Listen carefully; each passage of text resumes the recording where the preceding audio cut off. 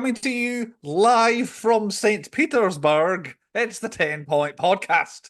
My name is Bruce, and welcome to a podcast so secret no one knows it exists. It True. takes no sides, yet it has ties to everything.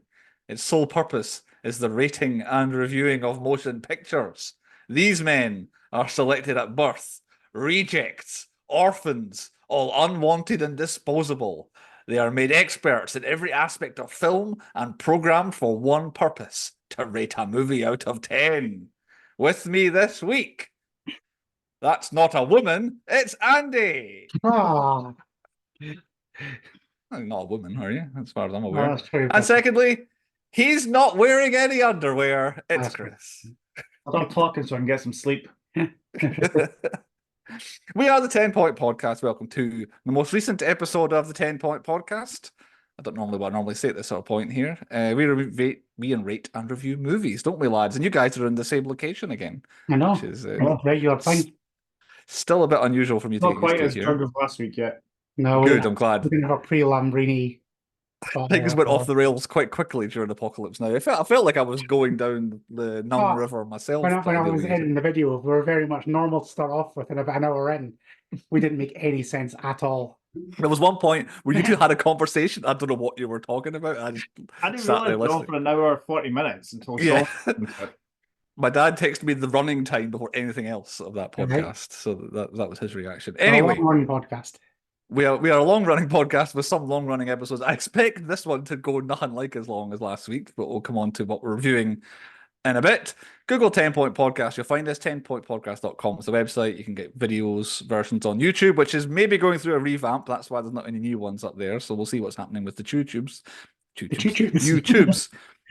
But you can listen to us. We are a podcast primarily. The video version started just for us more than anything, which is why there's more audio than our video version. Spotify is our preferred version to listen to, but the website you can get links there, and Apple and Amazon, sort of stuff. Wherever you get podcasts, you'll get us. That was the one thing I forgot to ask you, lads. If you had highlights of the last week, which is normally where we start, what was your highlight of the last week, Chris? I'm on episode. I've just finished episode 3 of Halo, so I'm looking forward to Halo 4. If it starts the way the third one ended, then the season and a half wait was worth it. Right, so it's turned it around now, has it? From an FE season 1. Hopefully. Right, okay. I've not ventured down the Halo route yet. So. Apart from that, I've not watched anything else.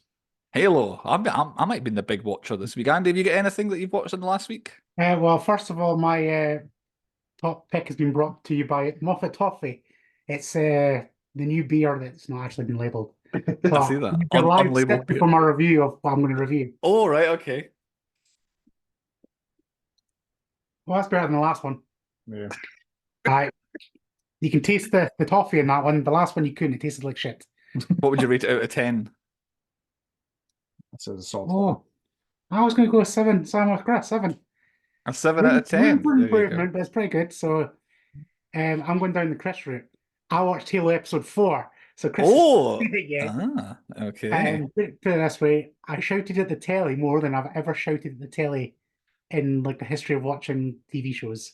Was it, yeah, I'm shouting at the telly, or was it, no, I'm shouting at the telly? Both. Which one was it? At Both. exactly the same time. Ah, yeah, and no. I was just like, I was cheering. I was going, what the fuck? I was cheering, and I was like, no, and I was cheering. It was. I've never seen such a roller coaster watching an episode of a TV show. Okay, well, you have that to look forward to, Chris. That's a film with confidence. But Right, okay.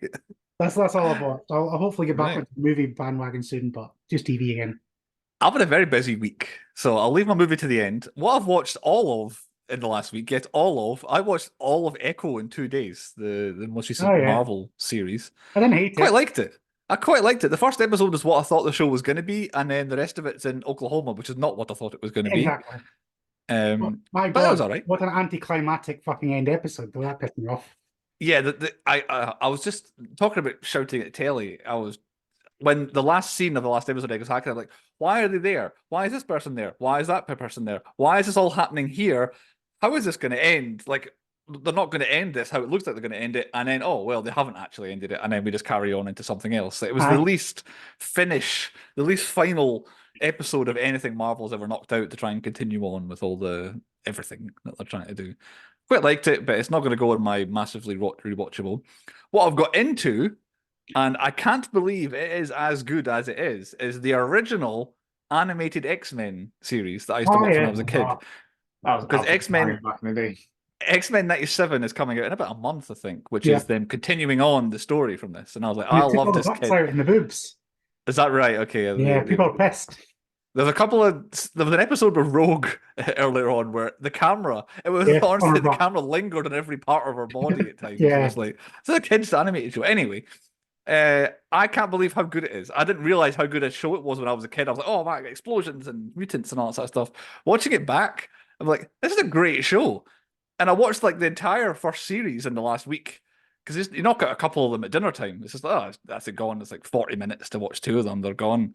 And then all of a sudden it was like it did Days of Future Past is in the first season. Yeah. And I was like, oh, I'll watch these. Oh, I need to watch the next one because Days of Future Past. And then the end of the season, I was like, oh, damn, I'll stop it there. And then started the next time, and it picks up straight away. That's the thing. Every episode ties into the previous one and then ties into the next one. It's an unbelievable through story, through seasons and all that stuff. So highly rated. I'm probably going to. And to show it's good, I don't think Jade was born when it first debuted on television, and she loves it as well now. She's like, this show is great. Can we watch some more? So I did that that's with good. the Amazing Spider-Man because Sam went through a Spider-Man phase, and I thought, oh, he's gonna love that. And I I used to love that one as well. Mhm. Yeah, I'm going to watch them at some point probably as well because they're great. But my big actual movie that I watched this week is the only thing that will run Godzilla -1 to be my favorite movie of last year. I watched The Killer, the Michael Fassbender Hitman movie, as it were. I intended to watch it anyway, and then that was before no after I picked this. I thought, oh, I'll watch this show. Unbelievable. David Fincher, who made like Seven and Zodiac and other films that David Fincher's famous, Alien 3, lots of stuff. He made it. Unbelievable film, and I would highly, highly recommend The Killer. I think it's only on Netflix because they made it, I watched it. but it's the first 25 minutes only Michael Fassbender talks, and that is all voiceover of his inner monologue. And it's like the film's, I don't know, 2 hours long or something like that. But I really enjoyed where it goes. It's all chapter. He's a hitman going around basically killing people and all that. And what I really liked about it is it's one of those stories where the world's greatest hitman, the shit hits the fan, but then he because he's so good, he shows his expertise in kind of keeping a hold of things together and doesn't completely capitulate and end up running through back streets away from bad guys and all. It's very, very good. I highly recommend The Killer. It might be Oh, a movie. did have to another watch it. highlight. Technically two.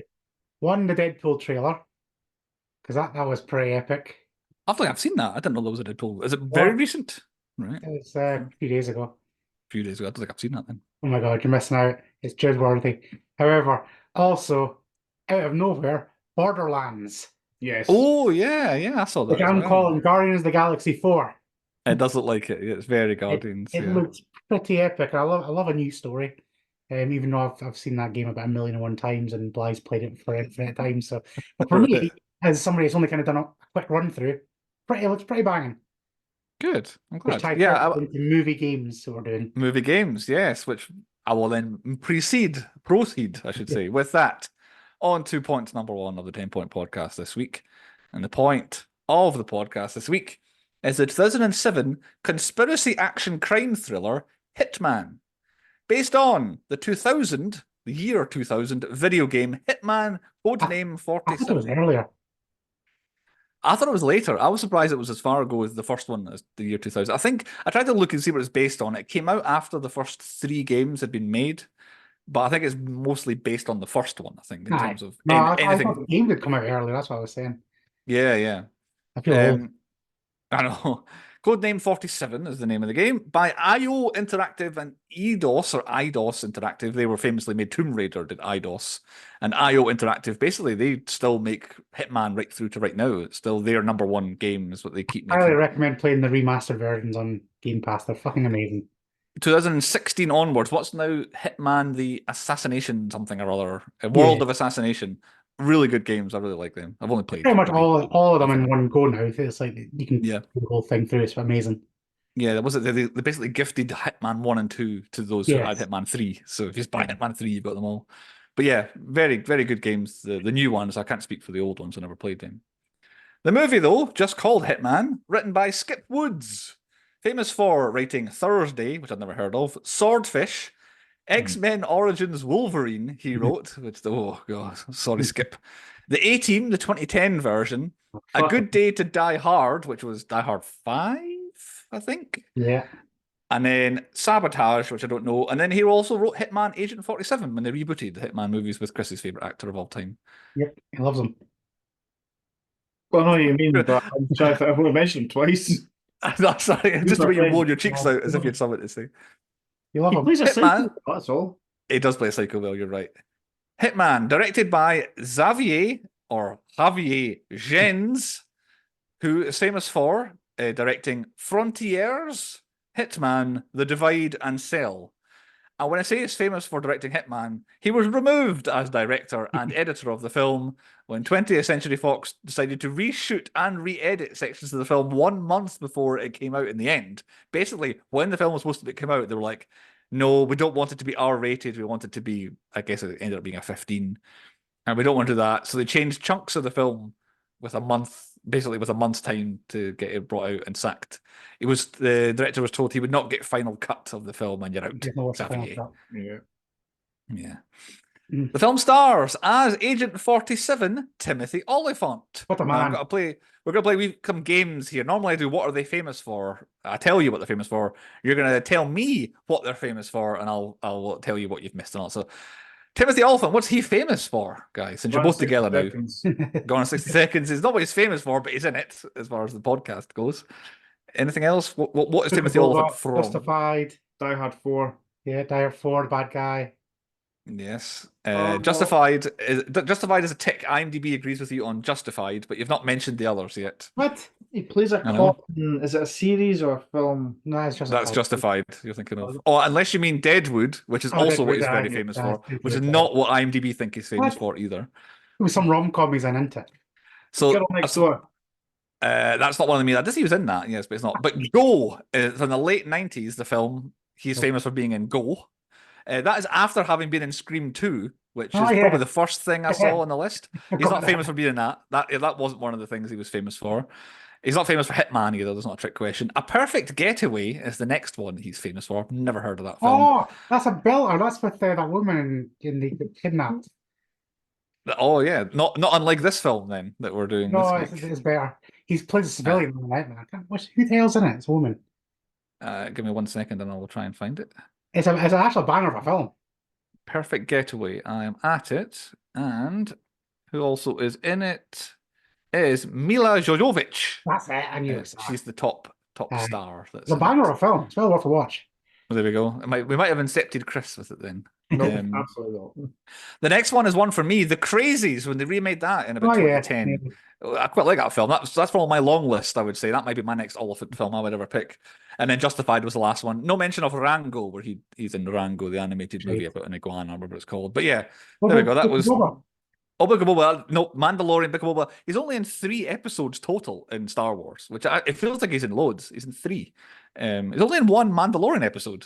Yeah. Because he turns up in Boba more. But yeah, that's Oliphant, famous for those. But he's not one of these actors where I definitely know him. And then you look at what he's in, and it's like, well, basically it's Deadwood and Justified, to be honest. That's kind of who... He's good at it. Good at playing exactly. an old cowboy and a new cowboy. Exactly. If it's like a modernized cowboy, basically, is what he's good at being. Co-starring, this might be a bit harder for you, as Mike Whittier. I had to wait till the end of the film to find out what his name was, by the way, Mike Whittier. Dougray Scott, Scottish actor. What is he famous for being in? Mission Impossible 2. Correct. You've got a hit with that one. Very much famous. Braveheart, Dog Soldiers. I'm just naming Scottish. Braveheart. No, None of them is him. Desperate Housewives, he's in that for a bit. He is. That wasn't anything that was a hit for Oh, I IMDb. was watching it the other week. Right, okay. I didn't know he was in that. I found that out when I looked at IMDb. Right, this is going to be harder, so I'll just let you know. The answers, what he's famous for, one is Hitman, so bad sign. Ever After, which I don't really know that one. And then My Week with Marilyn, which I've seen and is okay. I did not know he was in it. I didn't remember him being in it. But he's also in Taken 3, which I thought might have been somebody's famous for. The Batwoman TV show, which Andy, you maybe saw him in. I gave up on that shit. I think. You gave up on it. Maybe he was in after it. And then apparently he's in nearly all of a Snatch TV series, which I did not know existed. We did Snatch on the podcast, and I had no idea there was a TV show based on Snatch. Yeah. That at a glance, I Based think on the movie? Rupert. Yes, the same storyline, the same. They did it with Lock Stock. I was aware of the Lock Stock TV show, They must understand. But Rupert Was that- Grint is in it. Used to be enough. Oh no, the Lock Stock one's actually pretty good. I'd recommend it. I'm not saying it's the best show you've ever seen, but it's pretty good. But yeah, apparently there's a Snatch TV series that Degree Scott is in as well. And in the third star, as Nika, we have Olga Kurilenko. What is she from? What is she that one Bond. from? This. Oh, this. Which one? Do you know which one it is? Quantum of Solace, the shit again. You are correct. Quantum of Solace, the poorest of the Daniel Craig ones, I think, is the one he's And then in. pretty much anytime you need to play a Russian slut. She's in every Russian slut film. So Hitman, yes. Right, And the yeah. other ones she's famous for are Oblivion, which I did not know she was in. That's a Tom And Cruise. then, yeah, and then something called Vampire Academy that I'd never heard of. I've heard of it, I've never watched it. But the ones that not jumped to me, Max Payne. She made Max Payne between Hitman and Bond, Yep. and I thought that's the Olga Kurilenko there. Yep. This role in Hitman, wherever she was in Max Payne, which is a similar role, and then what she was in Quantum of Solace. Russian slut. And then she's in The Death of Stalin, which makes sense, a few years ago, and then Black Widow, and then onwards because she is Taskmaster. Oh, fuck, she's Taskmaster. She is Taskmaster in the MCU at the moment. Spoilers, apologies. When the Spoilers for Black Taskmaster was Widow, off. yeah. Yeah, we'll see. And that's it. There were the three main stars that came up at the beginning of the credits, and I will leave everybody else to come up as they do throughout the film. On a budget of $24 million, this film opened in North America, $13 million on its first weekend. Final gross in North America, $40 million. Final worldwide gross, $101 million. This film Oh, love a took at Hitman the game. box office. I know. I can't believe it. Like, that is 4 times the budget this film made. Released 21st of November 2007 in America. That was a month and a week after it was supposed to come out, but like I say, they flew over to Europe and reshot bits. It came out a week later in the UK in November. That meant that 2008 awards season for Hitman, and there were on everything I could find. I could only find 2 nominations this film got, and it somehow won both of them. So I don't know if there's any losing nominations or anything like that, and these are the only ones that won, but it won 2 awards. Winner of Best Motion / Title Graphics at the Golden Trailer Awards, not Traitor Awards, Golden Trailer Awards. What was that? Well, I know. here's a fun fact for you, right? Because I knew this fact before I had to research this. So at the opening, I'm like, I don't recognize this, and it's because I used to watch Alias. Right, then- okay. And I was like, and I looked on IMDb. Apart from that, they just used Alias, like the offcuts of Alias opening credits. Right, okay. Because They popped on both of them. when they reshot the opening scenes, they used Dark Angel scenes Oh, that sorry, they'd filmed. not Alias. Oh, is that what you mean? Okay. Dark I- Angel, sorry, yeah. Yeah, the opening of the film is Dark Angel Yeah. offcuts. They did away with That's what I meant. the what do you call it? The backstory of Mhm. what Agent 47 was supposed to have. And we'll use this stuff we've got left over from the Yeah. TV show Dark Angel. But yeah, It's- they put that it's- in. And the problem is, it's pretty much Dark Angel is pretty much the same story as Hitman. Right, okay. Apparently, that also changed it because they were going to have the story, or this story, that 47 is a clone, and that was they were all the hitmen were all clones of each other, but they changed that. Basically, I don't know if it's so they could, or because they were going to have a black hitman when they had Yeah. the sword fight on the train, because that was the other scene that was added in, was the sword fight of him versus 3 or 4 others. Rather, it's supposed to just be him and the one guy who was following him. And decided, nah, scrap that. We'll do a new scene with swords instead. Yeah, the other award this film won was the winner of the Feature Film Audience Choice Award at the Marina del Rey Film Festival. So there you go. The point is on IMDb coming soon, I would imagine. Definitely doing that. How big's your head? Synopsis. Well, it's beautiful. It expands apparently. Synopsis for the film presented by Vissers, a Ooh. new contributor to the podcast. For years, Interpol agent Mike Whittier is after the organization, a shady international network with tentacles everywhere, specialized in expert killings. He finds the Russian secret police FSB's Moscow officer Yuri Marklov far from cooperative in pursuit of Organization Agent 47, a first-grade genetically engineered murder machine whom West-friendly statesman Mikhail Belikov's mob brother Udry hired to kill Michael, having a double in place to take his place officially unnoticed. What a sentence. Right? His atypical feelings for local Nika Boronina complicate 47's life, which is on the line as disloyal result of dirty games like double crossing. What? Anyway, that's what the film's about. Thanks, Vissers, for that nonsense that you've just put down there. Who picked Hitman? It was I. I picked the film. Why did I pick it? Because it fits my theme, and I had to move what I was going to pick because Chris picked Apocalypse Now, and you'll find out throughout the season why I had to move my original pick. Fits my theme. I'd never seen this before. I've played the games, thought it was quite good. Loved Timothy Oliphant, saw that this was the one where he was in, and I'm like, we need to get more Oliphant on the podcast, and I picked this. I had never seen before. You guys, had you seen Hitman before? Me and Sean went and watched this in the cinema because we're massive Oliphant fans. You're part of the $101 million, is you and Sean, is it right? And Shanghai, and an elephant. Classic. What about you, Chris? I'd seen it before. I couldn't remember much of it though. It's one of those spoiler forgettable films. It's one of those films from the mid-2000s that are all the same. Yeah. Which version did we watch? I believe Disney Plus presented us the 1 hour and 34-minute uncut version. Did you guys watch that version? Theatrical is an hour and 29. It was added brutality and gore for the extra 5 minutes, I think. Love it. No, I think they were all. I think they were both in both versions. I think. I believe so. Point 2 is the high points. What we thought the best bits and things were about the film. Normally, who picked it goes first, and kind of everyone feeds off of that. So I'll run through what I have got, and you guys tell me when your other best bits chime in. And I quite like the premise of the film, which is I like the idea of the world's greatest assassin being told that someone he definitely killed is not dead, and him being like, "But I definitely killed them." I like that as a premise. What do you guys think on that point? It was kind of confusing. The whole, not confusing. Like, I've got you at gunpoint. I'm going to tell you my story, or you've been trying to capture this guy who's the best in the world, but you're looking like that kind of thing. And it just jumped straight into the mission 3 months earlier. The framing of the film will be in my low points, so we can discuss this further, Chris. But I do like him being on the rooftop, 4 kilometers away, I believe someone said at one point, for when Belikov was. Yeah, 4 kilometers. Snipes the guy through the center of the forehead, and he's like, right, job done. I'm on a train back to wherever I'm going. And then the phone call comes, he's not dead. It's like, well, he absolutely is dead. Like, I saw his brains all over the plaza. I'm going to be a high point. Normally it'd be in like worst plan or like a low point. However, how ballsy was he with like a massive explosion on the top of his skyscraper to blow up his sniper rifle? Think of it. Yeah, exactly. I don't need that anymore. He's just so casual about everything. I quite like his whole persona all the way through the film. Yeah, exactly. So professional, everything that he's like, everything is just, he knows I can make it to that window, my rope will work, I can walk around there, I can walk into this building, and then 20 minutes later I've placed a gun, I know where the guy's going to be sitting, I've booked a table, like all that sort of stuff. He's just so professional. It's admirable. From a game point of view, that is like one of my high points that you kind of touched on there, is I like the elements of the game, like you pre-plan what you're going to do. You know where the target is, and in the game you obviously got to run around, either get a disguise, or you can do different things. You can go in guns a-blazing.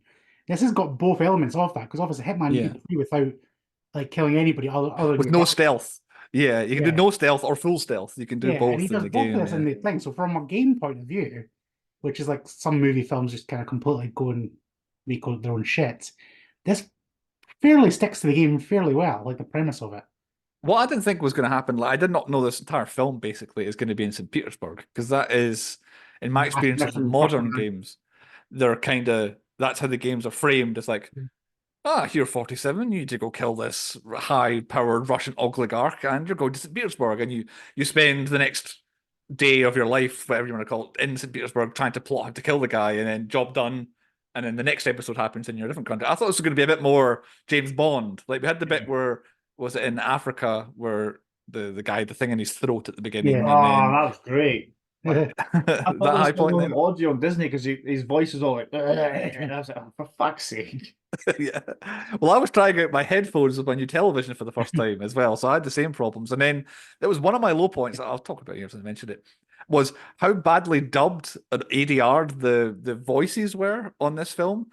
And I was like, no, wait a minute, I've tried my new headphones first time watching this film. I'll watch it back properly, like I did it the next day, and it was fine. So I had to take out my low points. But yeah, I've now learned headphones, Bluetooth with my new TV, the sound is messed up. I need to try and work out what's wrong with it. So either that's not going to work again, or I'll have to just not use Bluetooth headphones with it. But yeah, the bit in Africa was okay. Although it was, at that point, it was a big info dump of hears everything about everything, and then all the while this guy had the thing in the throat. So I kind of missed it a wee bit in the first half. I don't have much in the way of... Andy was saying about the game, like when he's in the restaurant, he's got the view from behind his head. It's like him walking around the game, like he doesn't move much. He just punch corners sharply. I quite enjoyed that. It's like first person or third person. That's the action in the game. The third person views, yeah, exactly. Very good. Yeah, I don't have much in the way of high points until him and Nika are kind of together, and he takes her down to the car, and like he's like, I'm saving you here, and goes to chuck her in the boot, and she's like, there's a dead man in there, and he's like, he's killed somebody off screen to kill the car. To take the car. I just enjoyed her refusing to go in the boot because there's a dead body in there, and then that same bit coming up later, and him being like, I got rid of the dead body. What is wrong with you? It's like, why is he still stuffing her in the boot? I could not understand why he was still hiding her in the boot at that point. I love the entire action sequence when the guys are going to come and like storm the building, and he's got his little whatever gas canister things that just he tears. And then he just turns into a full-blown thing, commando roll out the window and stuff like that. Just he had a perfect plan for everything.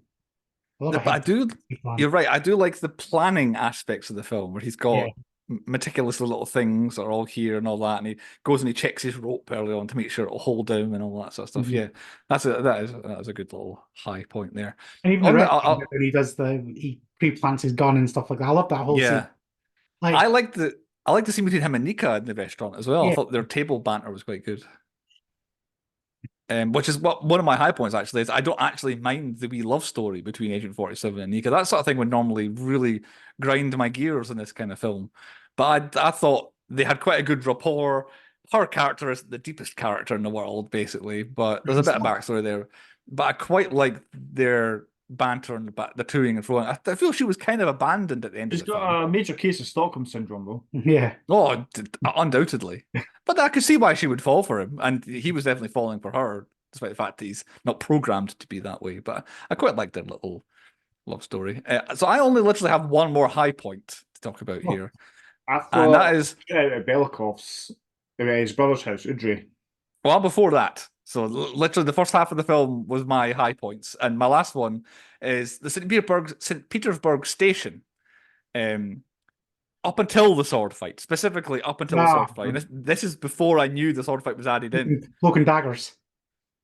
But him hiding, and there'll be another hitman, and then we have two different kinds of people all chasing after the one hitman, and then the other hitman gets up and they all think he's the hitman they're after, and he's after the other hitman. This sort of stuff, people moving around through the station, basically up until the point where he jumps down the staircase, I liked. And at that point I was like, why? Like, the other hitman got him alone. Yeah. Like, just kill him now. But no, he lets him jump down the staircase, and it goes out of control at that point. And then the weird sword fight starts, which I'm going to come to in my low points unless you guys want to talk about it now. But yeah, I really like the whole stalking and staking out of the train station bit. And also, as a good thing, more of his planning is where's he going to go? Oh, he's going to try and escape. No. I know him. He's going to go further into Russia, and then that being right and catching up with him, I should say. And then that's me all at high points. I have nothing else high that I want to bring forward. So you guys, I will still maybe agree, but that's nothing else I'm bringing. Okay, I quite like the whole kind of Robert Nepper, like, he's in on it right from the get-go. It's fucking obvious. But I just love the bit when he puts them in like the bath and stuff like that, and it's just like what honestly he's got here, but like it's all part of his plan. Like he's got a good plan and it worked. He also said that they went past the timer and never see anything happen to him. I don't think he did that. I think he was set up to get his team to do what 47 wanted, but then actually to not to be like a joke, basically. Yeah, I think so. He knew why. But no, I like the whole kind of twist at the end. Like, this was his plan all along. He did exactly what he needed to do. He had to get. But when did the plan start, though? It was his plan all along. It's like, well, we know for a fact he spoke to the Americans, the CIA guy. So it must have been at that point it was his plan. But up to that point, he definitely got set up. Yeah, definitely. Yeah, Chris, you were going to mention Udry, weren't you? Oh, the big shootout there. Another thing that kind of annoyed me there was the fact that the whole him being priced lasted all of 2 seconds. Some guy went, "That's not priced right away." But it's in my low points for that reason. I would like the deception to have carried on a little bit longer. Yeah, I've But got what I like was the fact that, the oh, these guns are not what you say they are. Go click, click, click. But Aye. I've got what is this scene with Desmond Brother in it? 47 undisguised his way in, and then there's some bullshit about some guns, and then it's just people shooting at each other across the room for 3 minutes. And then Desmond's gone, brother. Just like that. still wielding the LMGs though. That's pretty. Oh, that was mental. Oh, I mean, it was the Matrix. It's like, oh, I really like the Matrix. Let's just do the Matrix in this film. Like, but yeah, We Call of Duty with dual LMGs. That would be his character right there. Desmond. 1,000 and those getting wrapped into some of it. I will say one thing for it is Udry, isn't it? Udry Belikov scene is it was needed excitement at that point. I felt like there wasn't much excitement going on, so we needed some excitement. Also, I'm not sure. It was also it was kind of a good call to the game because that's like one of the kind of missions. You walk in, you could have probably disguised yourself as one of the henchmen, like fully like you wanted, or you could just go out and you're like, oh, fuck it. Yes, that's not him. Yeah. And then the alert starts going off. You have to shoot everybody. How every Hitman mission always ends for me. No matter what I do, I alert everybody. I have to just leg it. Shit the guy with a machine gun in the back and run away. Yep. Yeah, Henry Ian Cusick's Russian accent. I am not sure his Scottish is way better than his Russian is. That was a bit dodgy. I don't know. Robert Nepper was very Russian. I very much liked him. He will come up later on for me, Robert Nepper, in a good way, not in a bad way. Any other high points? Any other highs from Hitman? I got all right. Point 3, the low points. Who wants to kick us off? Like, why would his own organization want to kill him? Their best weapon. I don't understand it. Did I miss explanation as to why they wanted it? Or I watched this film twice, and I still don't really know half of what the plot was. I'll be honest. I've got my first low point is this, and they want to take him out. Yep. I've just got this feels like a setup. Oh, it was like that was him going to like this random woman was a witness to your perfectly executed hit. Oh, was she? Oh well. I know. Yeah. But that, to be fair, that's a brilliant high point. It just shows how good he is when he just sees her and he's like, she has no idea who I am. Like, bullshit. Like the subtleties throughout the film was brilliant. But my biggest low point is ultimately the story of the game is a million times better.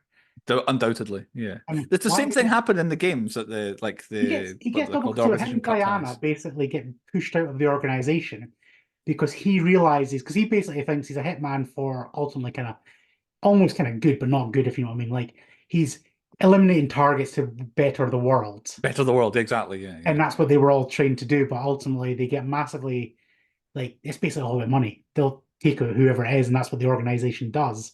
And him and Diana kind of go off and do their own thing and try and get back at the company because ultimately the company's run by a bunch of bail-ins. Right, I see. Okay. There's no real double cross like obvious as this. It's like they're definitely not going to the organization are not going to get their best hitman just to get some extra money from this other Russian dude. It does beg the question, Chris, the point you made about why do they want to get rid of the best they've got when why couldn't they have done the second best guy? Yeah, but the old guy. Give him the job of killing Belikov and then give 47 the job of killing that guy. Yeah. That would have been a lot better way. They would have succeeded then. Yes. It's like they would have won because the best one would have left no extra missed shots, I should say. Speaking of the assassins as well, like the standoff in the station with the four of them. Why is they're all against fucking 47? Yeah, they're all pointing at each other. It makes no sense. Yep, makes no sense. It's like they were all had 6 guns pointed at him at one time, but no, he only had 3. They look cool. You're right. It's like the typical film where there's a bounty on a man's head, whoever kills him gets, but they're all working for the same company. Yep. So they would all just be told, right, you 3 go and kill him. And you're right, yeah. But then when the swords came out, I was done. I was like, this is a movie here. This is not anything that like up to this point. Okay, he's a hitman. It's like, all right, we're all hitmen. We've all got our double swords in our backs. Let's just have a little sword fight for no reason, just so that I can lose. Walking so straight the whole time because he can't bend. That's a low point. Timothy Olyphant isn't right for 47. No, I'm sorry. I like him. He doesn't carry 47. He's too Timothy Olyphant. He's too cowboy. He doesn't play Hitman right. He is not right. He's a good actor. He does what he can. He was not the right casting, which we know famously this was recast. this might be controversial because of what's behind you guys. The weird little logo on everything is the most 2001 thing I've ever seen in my life, and this film came out 6 years after that. Yeah. What It's is not that logo? Well, what is it? What is the picture other than a What is it? tattoo? H. It's a company logo. It's For what? A tattoo parlor? Wu-Tang Clan. The Wu-Tang Clan, exactly, yeah. It is so 2001. That's when the game came out. So I know, but this film didn't. They didn't have to put this well, they can't change the logo. weird Goldberg That'd be like tattoo getting on an it. actress to play Lara Croft with no tits. Oh wait, they did that in the remake. But they've changed logos for other things. They do it all the time. It's like it doesn't have to be the same. You could like, it doesn't even look like a Hitman organization's logo either. It just looks like some metal album cover. It's weird. I quite like it, actually. We've covered a couple of my low points. So, Oh. has any of you got any other low points? I do have I've a got one. major one. I've got two major ones actually, but they'll come at the end. Chris. I quite enjoy. I like the name of this. I thought it was myself. The price tag. You know, getting the price in the toilet. His whole plan hinges on the fact that he uses that left cubicle because his gun's hiding in the right one. That's a good point. What if he goes into the right? He's like, I'm buggered here. You know he's got one in each. Well, it's quite irresponsible to have guns just littered over the bit. This wee kid's going to find a gun. It's like, Well, I'm an To be assassin. fair, I'm not going to put that in a His low kids are point. always going in the cisterns or toilets Yeah. in restaurants, aren't they? Yeah, But famously. in the game, you would be told to do that, and the game wouldn't actually. So I'm putting that down to just game physics. And I'm saying he has one in both, and probably Right. one under the sink as well, I would say, and one in the kitchen somewhere probably as well. Right. Chris touched on this earlier. Who is Belikov? Why does 47 have to re-kill him if it was already a setup? Does the new Belikov still own Nika, or is he the old Belikov? And the whole thing, he's got doubles. So did they kill the actual?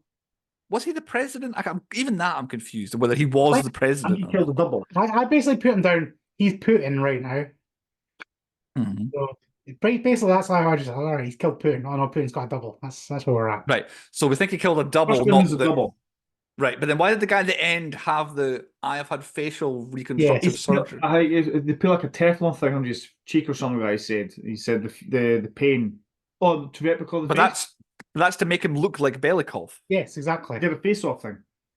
Yeah, but then No, so Oh. who is the guy at the end? Is he the actual Belikov or some other guy? I think he's the actual Bill. I think he's the other guy. Well, why did he have the facial constructive Exactly. stuff? Then Take it off to make sure the face was perfect. No, I don't know.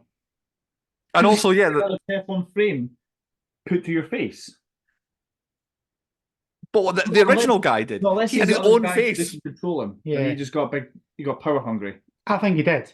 I think that's what it was. I think the first guy died. Like he is the thing, but then The actual one. The company wanted to control him, so they got him to kill the real one. But then the other guy actually had just enough power to do what he wanted to do anyway, which was why it kind of all went wrong. But then, yeah, your whole story about why Agent 47's got to go and kill him doesn't make any sense. He could just leave at this point. He's like, Yeah, I'm on the good run job. from everybody. Why does he have to go back and free her? Because the line that justifies everything that me and you're saying, Bruce, is Agent 47 says, that was Belikov. I killed him. I know it was him. Yeah, exactly. That's He exactly a good cements point. that. Yeah, he Yeah. cements that, and he's not been wrong about anything else. And then at some point, it's like, I need to kill him because Nika will never be free because he's owned by her. So I need to go kill Belikov so that she isn't owned by another guy. How does clone number 4 of Belikov know that he now owns this woman that was $300? I'm assuming he would be like, oh, she's gone missing. Damn, I've lost $300. I don't think it's the most essential. The two of them just kind of run off and they'd be fine. It's crazy, inexplicable. And my final one: what was the point of starting this film in Dougray Scott's house to come back? And I counted with 2 minutes of the film left. Everything else was credits. There was a 2-minute part, and I hate when films do. Let's start a film at an interesting bit, and then 6 weeks earlier, we'll tell you everything. It catches up, and then the film goes on from there. This is the worst ever example of start in an uninteresting scene that doesn't set up any intrigue. Then the film goes way back 6 months, whatever, comes up to that point, and it just ends. It's like, oh yeah, remember that scene from earlier? Yes, I do. Well, that's the end of the film now. Okay, thank you. And you did get a cool shot of him standing on like a skyscraper with a sniper. Yeah, well, the last shot is cool. I'll give you that much. But I don't know. I don't really know why why the film was framed in this manner. Like, is it supposed to be so Bond? Like him sitting in the dark. That happened in Casino Royale, I think, didn't it? Yeah. Daniel Craig sitting in someone's house in the dark. They're just straight lifted from that. Oh, we can start our film that way as well, and everyone's going to think it's a James Bond film. And then it like dotted around the country for a bit, and then stayed in St. Petersburg for the rest of it. But yeah, I think I'm at a low points now. Chris, have you got any more I've got complaints? I've got one wee one. That is the most random clock timer ever, going off every 5 seconds. 1 minute 55, 1 minute 50, 1 minute 45, and there's do everything. Yeah. My main one. Yes, exactly. Why would you send in a fucking helicopter with like a gunner machine gun to save Belikov? Like, just blitz that entire room. Like, Yes, exactly. you didn't know he's dead already. Yeah, exactly. Yeah, it's the film falls apart completely with who and why and what everything is. Well, Robert Nepper is trying to be a good actor, which he does, he successfully does, and hold everything together for the second half of the film. And it's like he just feels there's one everything the film's happening around about him, and he's like, I'm the bad guy, but I don't really know what I'm supposed to be doing. I can talk to him, and I can talk to him. It's like the whole film's just revolving around about him being like a good, scary Russian guy in the middle of it. Or somebody could have got away with this saying, I never killed him. Look at all the fucking bullet holes. It was it was your own guys did it. Yeah. I'm free. I'm innocent. And I don't know what the stuff with the key was all for either. Oh, it's like we'll throw in a bit of Indiana Jones too for all this sort of stuff. Anyway, That's because he bases out of a church. yes. I prefer that film than go back home. Right, any more? No, We have slagged the film enough. Point 4, stats. Kept my usual ones. 5 shits, 15 F-bombs, nearly all Dougray Scott, and a bit of Olga Kurylenko. The first word spoken in the film is an F-bomb, because Dougray Scott, did he drop his drink or trip over? Oh, he tripped over the other dead hitman, didn't he? That's the first word I said. 17 explosions. I thought it was going to be more than that at one stage, but 17 is all they are. And I pretty much counted exactly what the internet says with deaths. I got 58 deaths, which is quite a lot, considering the film's only about an hour and a half. It's not very long. No cows, no goats. I don't think there's any goats when the two of them went out kind of in the middle of nowhere-ish. I don't remember there being a goat. And I think all animals survived as well. I imagine Nika's pet chipmunk that she had is probably gone at this point, but it wasn't killed in the film. That's true story. Pedophile. Yes. Olga Kurylenko. Yeah, so she had her own. She improved her own pet chipmunk story. What are we going to call it? Pedophiles. I'm assuming Belikov probably is. All them Russian guys watching her getting caned, they definitely had younger people in there than her. You're right. Russians. Tom Cruise, Tackleberry, Sarah Connor trifecta. I can't believe 47 wasn't on a motorbike at any point in this film. Otherwise, he'd have had it. He's in the game. Well, he uses cars. He drives in a car, but that's about it. Yeah. But yeah, no motorbikes. And do they say the thing? Do they say Hitman? No. No, they don't. Never. I was sure it was nailed on, but they did not say Hitman in the entire thing. I even found the script online and did like a word search, and like Belikov, he comes up a lot, and checked a whole bunch of words. Hitman, it does the title, and then that is it. Like, there's People no only say Agent 47 once as well. That's him. You could be right. Yeah, I thought don't say his name. It's always like the organization or that guy or him. It's never the Hitman. Oh my god, the Hitman is coming. It's never that. Chris, any stats from you? Yeah, based like going by the game, he uses disguises all the time. He only uses a disguise twice in this. So just twice. It was notably missing. Was the red jacket and then this random cop at the end. Yeah. What's the matter? If they did more things, I still love the whole fact in the game where you see the bald guy with a barcode in the back of his head and nobody works it out. Yeah, I know, yeah. The barcode's always the giveaway. Yeah. It's funny in the games how often you have to replicate someone who's bald. Even like when he's like, was he like getting a train? He's not getting a ticket, but he's standing in a line for something. If that was me behind him, I'd be like, back his seat. Those guys didn't give a shit. I know, you're right. You're right. Any others, Chris? Yeah. 4 times Douglas Scott tries to light a cigarette and he never does it. I saw that in the study. He never ever gets to smoke a cigarette throughout the film, which is funny. Yeah. Andy, a fun fact about Hitman for you. The game they were playing was Hitman Blood Money, and it was the training level for the kids. Was it the training level? Was it? Yeah, that's the first level.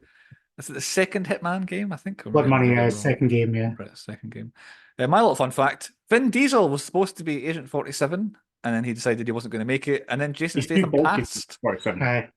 I think he'd be all right. I think Statham Yeah. would have been the one, and Statham passed on That's it. what Chantel said. Chantel was loving Statham on this. Statham would be good, but then Oliphant wasn't right for it, unfortunately. Point I like- 5. You lanky. No, I liked him. He walks like Timothy Oliphant, and it's He's not like how Hitman Slender walks. Man coming after people. Yeah. He needs a gun in a holster hanging off of his hip. That's how Timothy Oliphant walks. And a cowboy hat on. Point 5, the 10-point podcast quiz. Andy has cooked up a quiz for us here that me and Chris are going to have to try and... This one has been written by AI, By the organisation.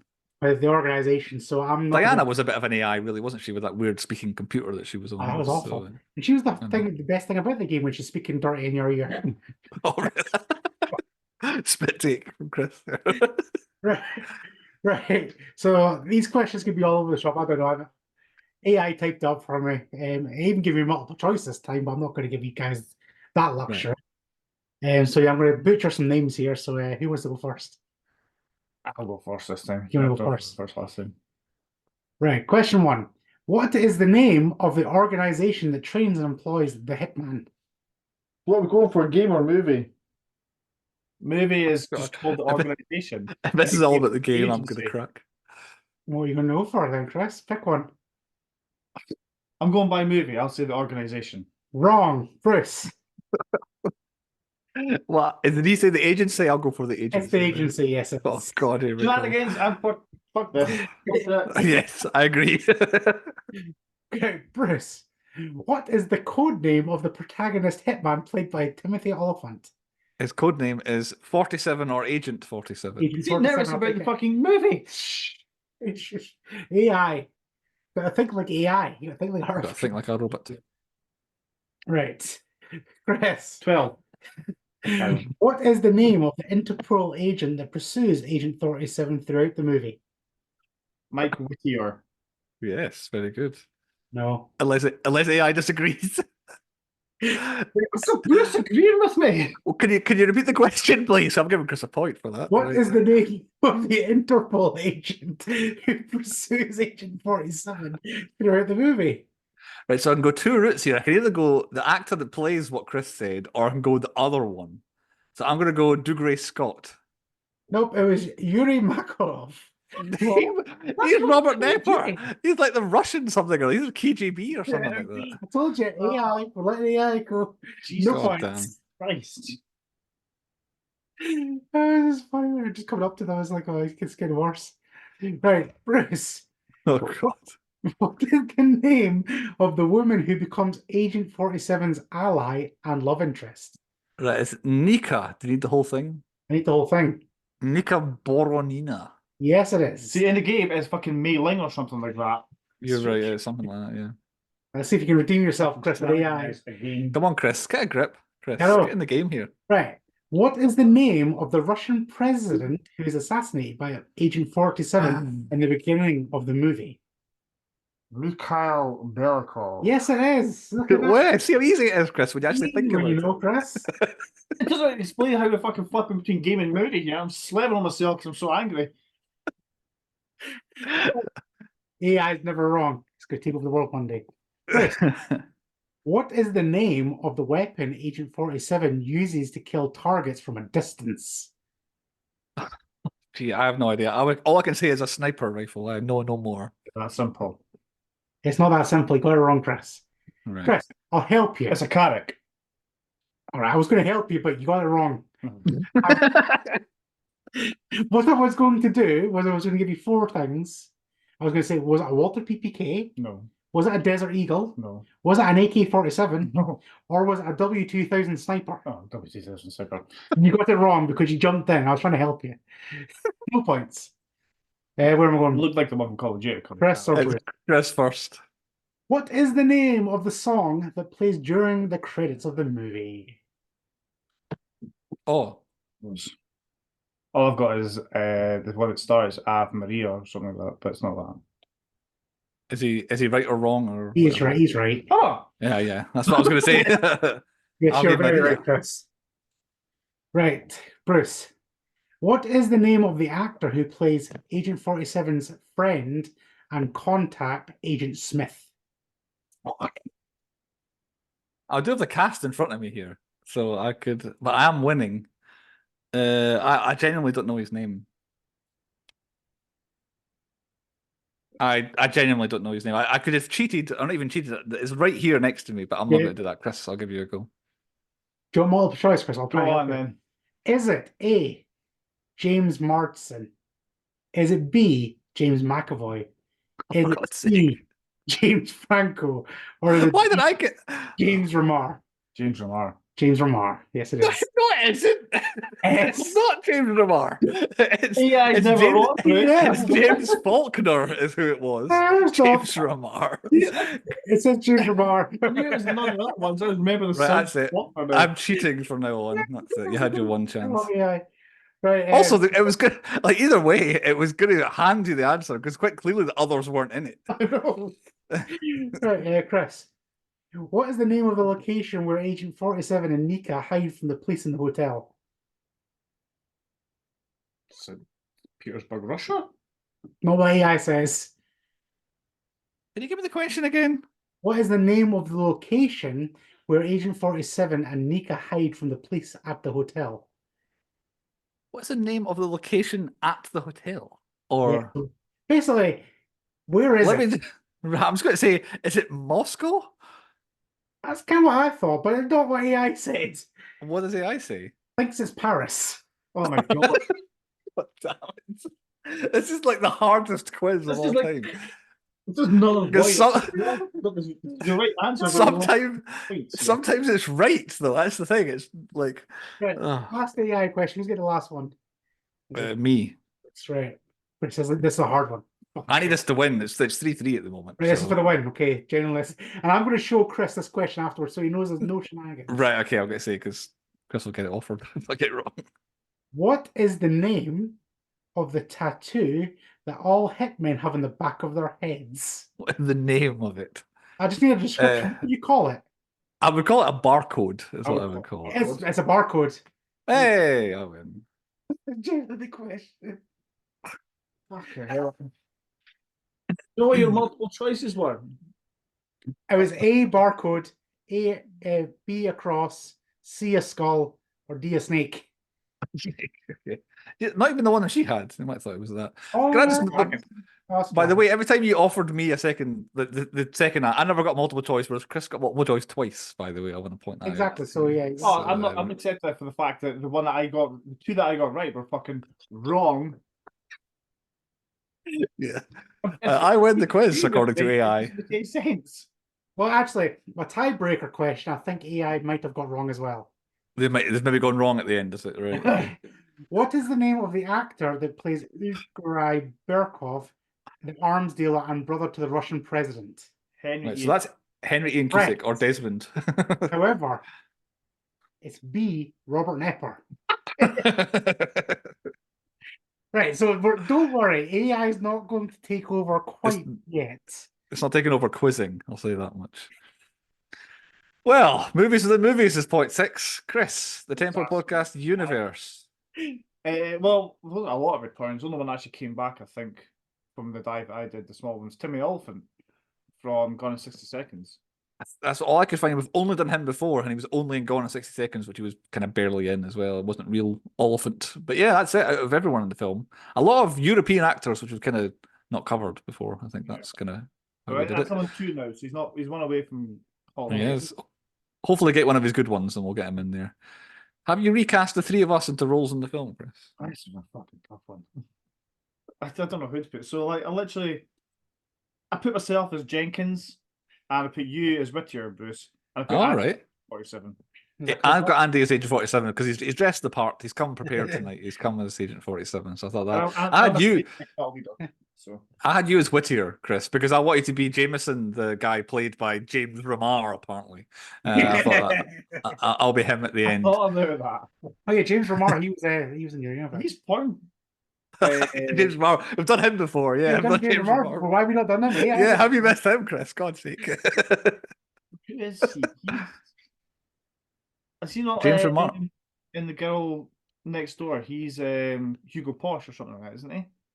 You know that film way better than me, Chris. So I don't know if I've seen it since it came out. I It's don't know. close. So the pair of them in the same film in a different fucking universe. Aye. There you go. Okay. My questions that I ask every week about the film. Could this film have come out in 1995? I say absolutely not, because it's based on the games that came out 5 years after that. And also, I feel like this wasn't the sort of film they're making in the 90s. This is strictly a 2000s kind of film. This is the Bourne era sort of movie. Mhm. Does this film reference The Wizard of Oz? No, and very little else. This film does not pull references from other films. It's clearly rips off Bond and rips off whatever else it was I said earlier, where it's like, we'll take that and use that. But yeah, there's not much in the way of homages, even to the game. I know Andy says he likes the bits and bobs, but it's quite different to the game, Oh, yeah. really.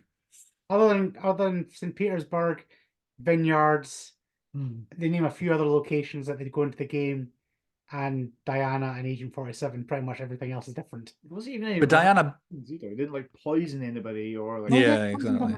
made them have the shit or the vomits. Well, that was it. he didn't do much killing with not guns, did he?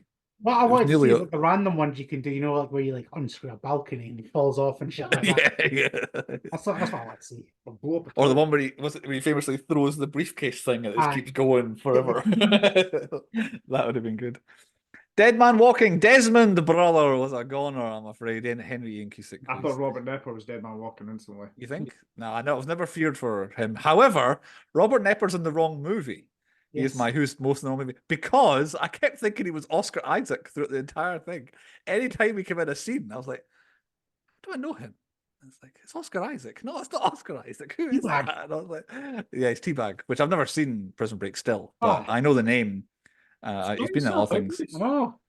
Also, I mean, Robert Nepper is one of the nicest people you'd ever meet in real life, by the way. He is there's just Andy's clanger of the week, is Robert Nepper. proper gentleman. Oh, and I've also met Henry Ian Cusick, and he's a bit of a dick.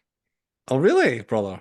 Right, okay. Find that bad, like, well, I know he's playing a bad guy in this, but ultimately, Baddies are always, yeah. proper baddies are always the nicest people. It's like when you meet wrestlers in real life, heels are always the nicest.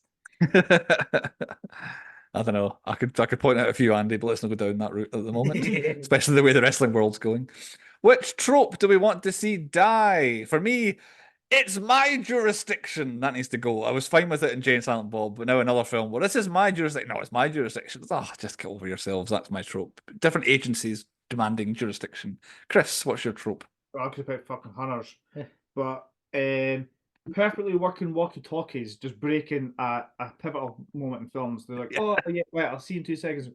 Oh no, this guy's coming behind you. Wait, I didn't catch that. Oh, there's bad. Yeah. They're not working now. Yeah, definitely.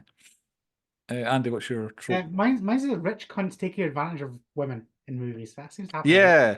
Yeah, we're kind of done with that nowadays, aren't we? Yeah. Let's get rid. Point 7, that one thing. What is the one thing about Hitman from White shirt, 2007? red tie. Right, okay. I was thinking the game. I've gone for bald Timothy Oliphant.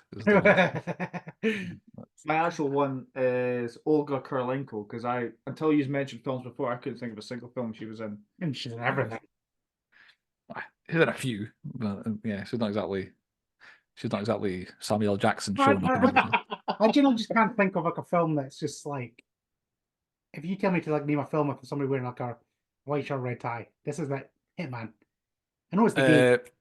Hitman Agent 47, whatever the remake was called. Oh yes, okay, but you know what I mean. Oliphant did it first. Any film with a wedding. Shaun of the Dead? Does Sean wear a red tie? Oh, he's black. You thought you were that, by the way. I see. Point 8 on the podcast is the nominations for the 10 Point Podcast Awards. Chris usually runs through his ones, and me and Andy argue with him, and we decide unanimous what the nominees should be. A lot of arguing, I think, in this one. So, my best supporting, I put Olga Kurylenko. Nope. I mean, I don't disagree. She's pretty good, but Robert Nepper won it for me. I've got Robert Nepper. Unfortunately, he wins. But I thought Olga Kurylenko was fine in this film. My best badass was Uri Belkov, just because he dual-wielded LMGs. That was pretty cool. I still think it's 47, surely, is it not? Well, it's too obvious, that one. I don't know, dual wielding LMGs. Sounds right. There's the discussion to be had. I mean, he's kind of badassish. I think he's absolutely guaranteed to not win the pointy, old Henry Ian Cusick. But there you go, he's the nominee. But I think 47 is quite badass. But I'll happily stay back. My best death was the throat bomb at the start. Nope. Oh, what is it then, Andy? I've got it marked, but I don't have an answer. So It's the one of the agents that get flipped and then stabbed in the penis with the sword when he's in the train. I'll be honest, I blacked out that sword fight because it was so It was preposterous. just So it's brilliant. It literally flipped up the side and he just grabbed the sword and just stabbed him like literally looked like in the balls. And then I he think I flipped do it. remember. That guy's dead. Yeah, throat bomb wins for me, I'm afraid. Well, my worst plan is just hiding guns everywhere, like icebox behind the toilets. I don't know where else he No. hides them, but There's one That's- always worth plan here. like the whole fucking What's top. that?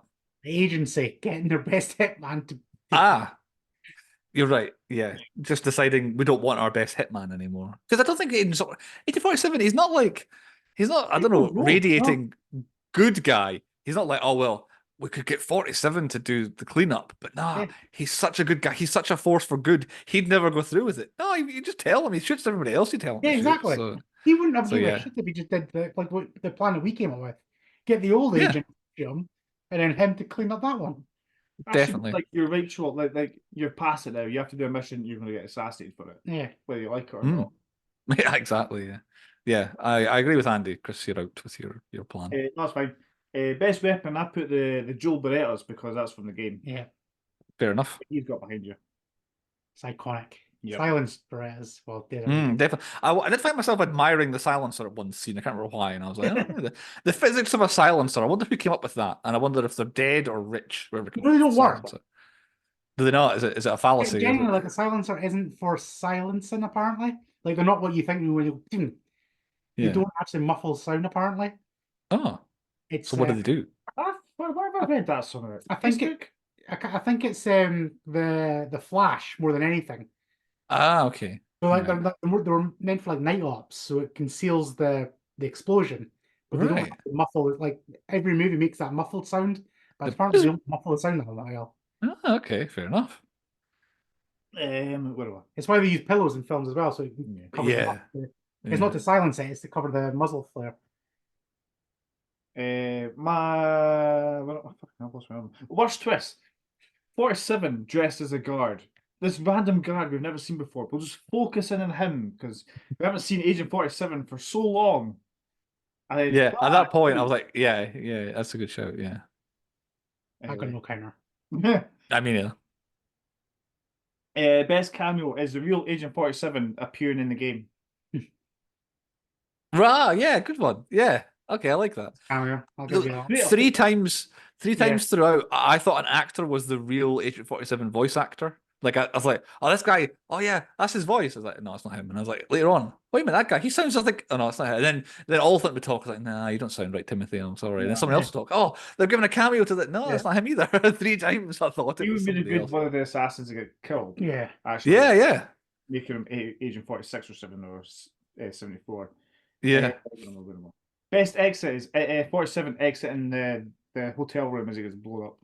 Down the rope. I thought Then it was pretty good. entering. oh yeah, hi, And then enter the one underneath. Yeah. Well, they play the game. Yeah.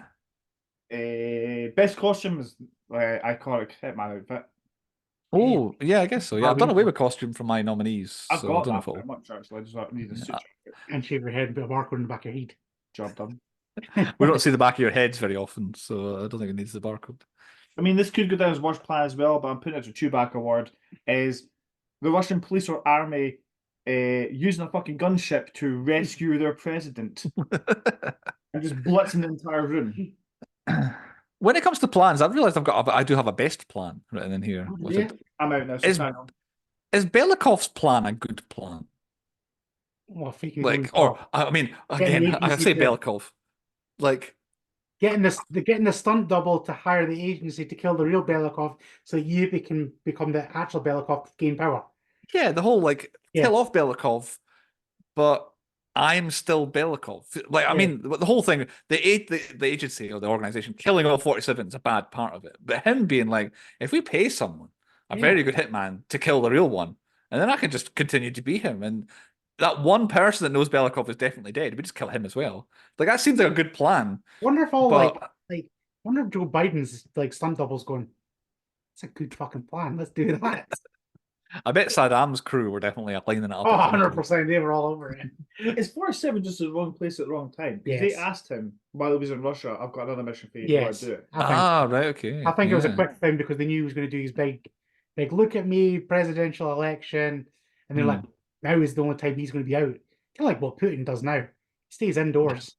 Comes So out once a year. I reckon any hitmen are in Russia at the moment. As soon as he comes out and does a thing, everybody's on the phone. It's like, fuck, who have we got there? 47's over the head to it. Right, ones that I've got the Chris didn't. Best character name, Agent 47. I think that's quite a cool character name. I don't know if it'll win, but just being a number is kind of cool. We've done Nepper for supporting. Danny John Jules. I did not expect Desmond to be in it, brother. So Henry Ian Cusick being in it. At the has to time, be. he would have been perfect, but yeah, like he's dead. I'm thinking like this filmed in 2007 and Lost started in 2004, I think. So So this would be Lost. prime Aye. Desmond being the weird guy who was in the hole in the ground I time, had brother. Nepper, Give it- but I give took it- it out. Giving everybody lottery numbers. Yeah, exactly. Yeah. Now, I did not expect to see Henry Ian No. Cusick in this film. I mean, his name came up at the beginning. I was like, oh my God. Yeah. But then that's what I wrote it down. I was like, I did not know he was in this. Stupidest character, one that was slightly retired, but I mean, Nika does some of the worst things you can when you're a character in the film, being told to wait and not You know the waiting. worst thing she does? When she's in Maybe. Turkey, just walks out in the balcony nude. That's a deathable offence in Turkey. Or Right, Istanbul, okay. wherever it was. It was like we're a pretty plane. It was still Russia, wasn't it? But on the Oh, wasn't it? border with Turkey, I Right, think is okay. what it said. So maybe she was safe enough. Even No, still. it doesn't wait. Oh, And actually, then later on, at our prayers, there was the prayers going on, so there definitely must be more in there. okay, there you go. He's getting stoned. Not in the good. She doesn't wait twice when told in this film, and then she does one of my absolute sins, which usually is the wife of police officers. She complains when 47 is hitmanning at the restaurant, like he's not just taking you out on a date. There's a purpose to this, and it's like, oh, I'm off going to do hitman stuff. She's like, what? Where are you going? You're just going to leave me sit here on my own? Yes, I'm a professional hitman, you idiot. What? Oh, I'm going to be all sad and sit at the table here for a bit. And then he came back. Oh, where have you been? I've been waiting on you and all that sort of stuff. So maybe stupidest character, but on the whole, I quite liked her. I mean, but Also, she was well horny all the way through that thing. she very much was. For someone whose job it is to do that, you would have thought, I don't have to do it anymore. You maybe not want to do it anymore. Worst acting. I've kind of not actually mentioned it so far. Was Dougray Scott horrendous in this film, or was Yes. it just me? Oh, you even try. He went from London, and I get it. Scottish people can go work in London, but he was all over the shop and just didn't know what he was doing, whether it be his accent, whether it be what he was doing. And even I think his accent is him. I think he was fine. I don't have to be anyone. I can just be me with the accent. And then he just phones in absolutely everything.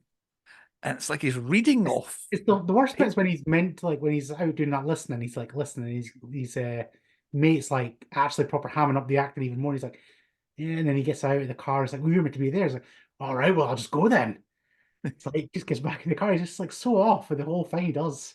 Yeah, and I wonder if he's in it less than he was supposed to be because of how bad he was. It's just really grim, this Dougray Scott. And then I've gone worst hair, Timothy Oliphant. Worst hair, I would say. I It doesn't thought look about right. that, but I mean, he's got And I've got a second vote from Jade, who she's a bit of an Oliphant fancier, and she does not like him at all. Look at that! Look You at that can't. man behind you. Nah, she says it doesn't work for him, and I take her opinion on handsome men quite seriously. Not as good as Grey So- Boba Fett, though. That's pretty good.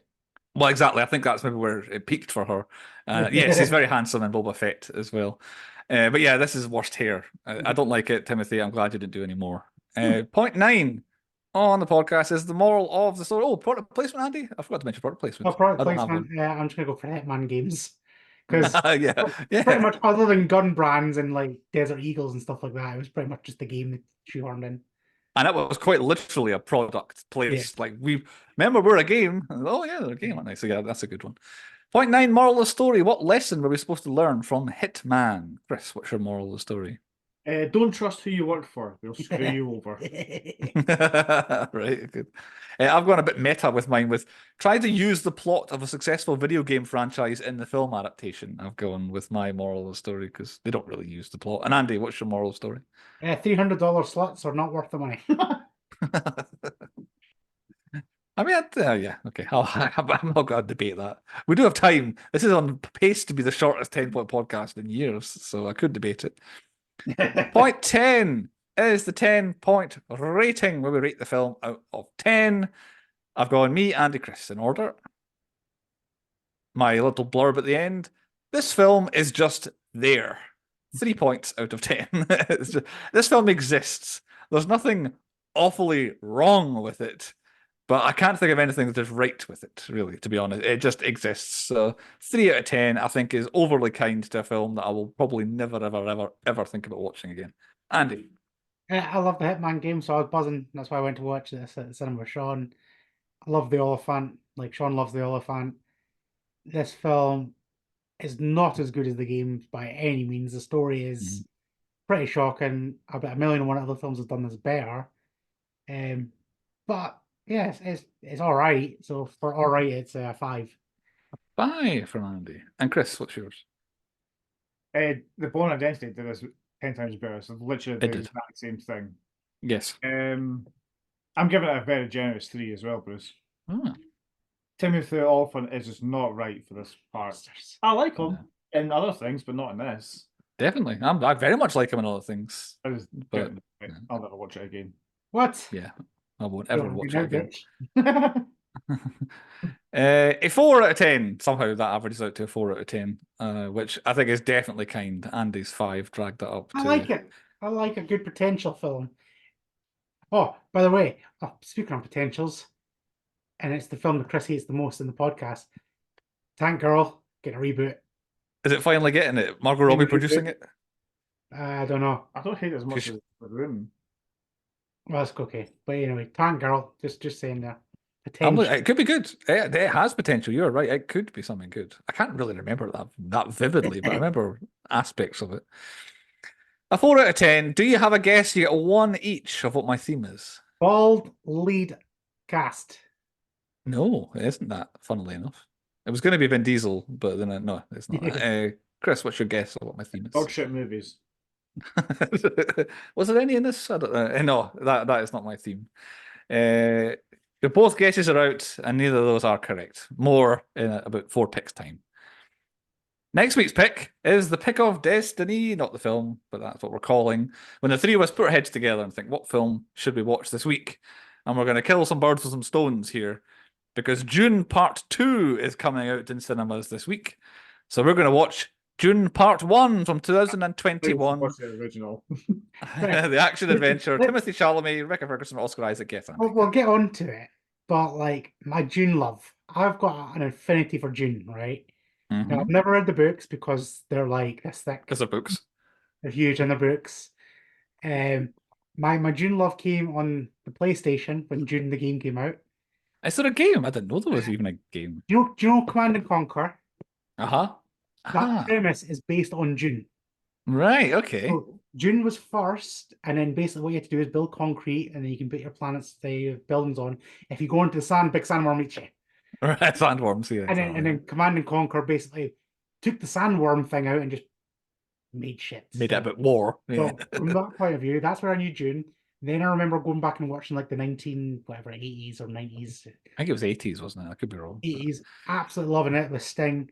And then it doesn't end. It just gives you a bunch of setup, and it's like, what's next? And then, like I remember, there's a series coming out. Absolutely belter of a series. Gets to the same point as the fucking film, didn't it? No, cancelled. Then there was a repeat of the series. I'm like, oh, here we go. Strap in. They do the same fucking story, and then ends and didn't get a second series. So I'm only ever up to the first point of this fucking film where this ends, and I want to know what happens next. So are you at 4 times got to the same bit and don't know what happened? Because Right, okay. the film, the 2 series, and the game pretty much ends where the fucking first book ends, apparently. And Right, this okay. is the second part of the book, so I'm excited. This second film will get cancelled this week, so we can't actually No, watch it. just for Andy. It's like on the 4th anniversary of COVID, it's going to cancel all movies, and there's no movies coming out. So that Andy So can... I'm well excited to know what actually happens in Dune, because I'm well versed in the first part of it, and I have no idea what happens next. Since you've done it here, I've got a wee bit of time, I guess. My history with Dune is a much less than that, as in I did not know anything about it before the reboot in 2021. You're lucky. I thought, You have to go I through thought, the hours and hours of the same fucking the shit. same thing Trying to over and over work out again. what every fucking colony is called and shit like that. But if you remember in 2021, I don't. Or when the first one was coming out, I take some watching. Like, It does. It's so Right, long. okay, is it tough? So yeah, in 2021, I'm like, oh, I'll go watch this new Dune. I'll go and see it at the cinema. This is going to be great. It's got these big time actors in it. Dune sounds great. It's got a new series. Go and sit down, and the first time in any of it that it ever said part one was when it came up at the beginning of the film, and it's like no advertising, no mentioning anything like that.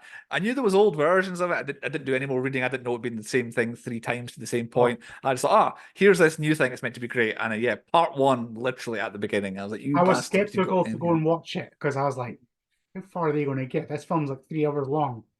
Yes, that's about the same runtime as the first lot I've watched. So yeah, I'm very excited for part 2. Me too. Maybe that's what I just want to know what's going to happen. Need to know. Well, before we've seen it, it is reviewing quite well, so that's promising. And I might finally get my Oscar Isaac. Maybe that's why I had him on the mind during Robert Knepper's performance in this film, was thinking that June was coming up. And that's us for this episode, the shortest in years of the 10 Point Podcast, because Hitman was so boring. You'll have 7 days. I'm sure you've got, because I'm in the 4K people now, I've got the 4K Blu-ray version of June Part 1, so I'm excited to watch that now. So get your 4K. The subtitles are not off, they're all in your head. Yes, exactly. Yeah. June Part 1 from 2021, the Chalamet version of it. Seek it out of your DVD collection. It's probably on some streaming service that are capitalizing on a new one coming out. And we'll see you in 7 days for the next episode of the 10 Point Podcast.